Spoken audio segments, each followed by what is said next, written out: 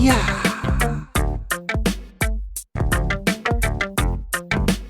Yeah. Well, the thing is, you need to have a mentor.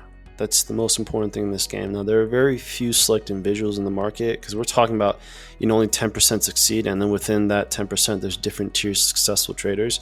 You need to get to that one mentor that can actually take an interest in you, see your potential, and just kind of motivate you. Because what did it for me was a particular individual. He goes by the name Monty Crypto.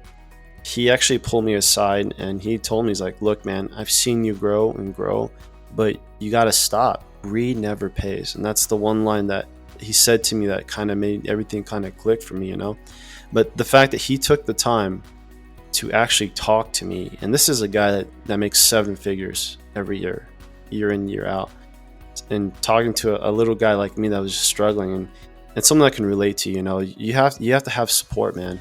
And if you don't have that, you just ain't gonna make it in this game.